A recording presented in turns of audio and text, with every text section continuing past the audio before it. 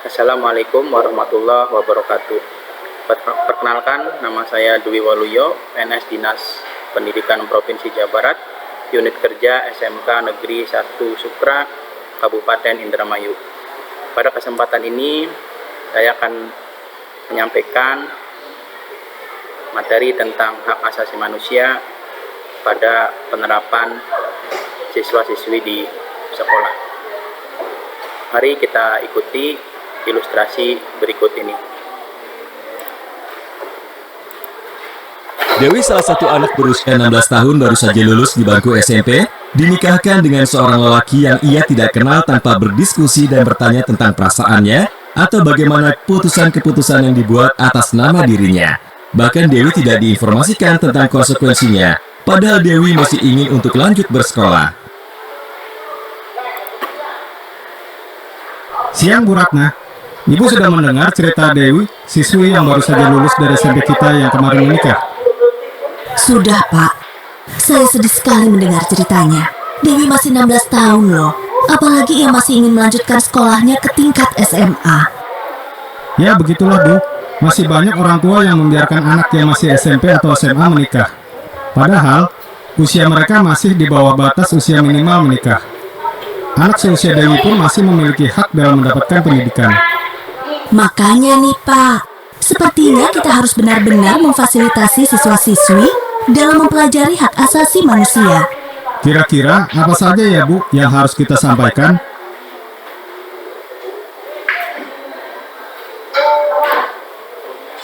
Hak asasi manusia adalah hal-hal mendasar yang berhak kita peroleh terlepas dari siapa diri kita. Hak asasi manusia diibaratkan sebagai baju baja yang dapat melindungi kita dari kesedihan dan penderitaan. Hak asasi manusia membantu kita memenuhi potensi atau kekuatan dan kebutuhan untuk menjalani hidup yang aman dan bahagia. Hak asasi manusia dapat dikelompokkan menjadi dua kategori besar, yaitu sebagai berikut. Klik setiap ikon untuk informasi lebih lanjut.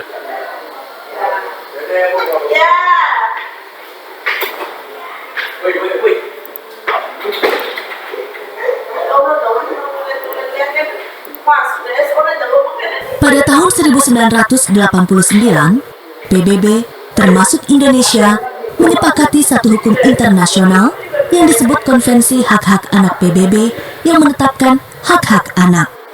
Konvensi ini merupakan instrumen hak asasi manusia yang paling diakui secara universal, yang diratifikasi oleh setiap negara di dunia kecuali 2 negara, dan konvensi ini mulai diberlakukan pada bulan September 1990. Apa saja isi konvensinya Bu?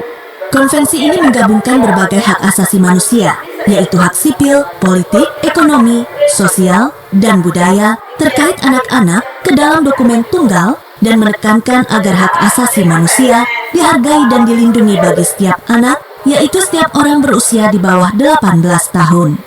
Klik ikon untuk informasi lebih lanjut.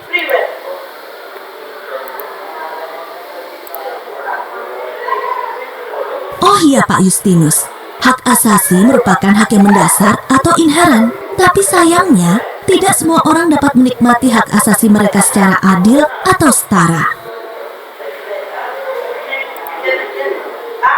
Ada beberapa faktor yang sering menjadi penghalang atau penentu terpenuhi atau tidaknya hak asasi manusia, yaitu pendidikan, gender, tingkat kesejahteraan, disabilitas, kelas atau kasta, suku atau daerah asal, atau indigeneity, dan seksualitas.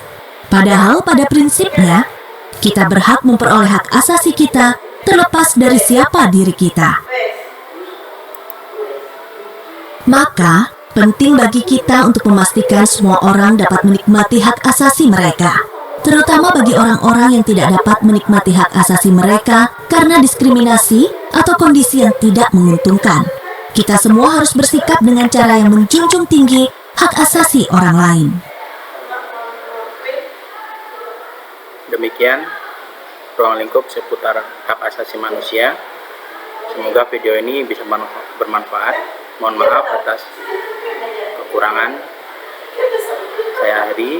Wassalamualaikum warahmatullahi wabarakatuh.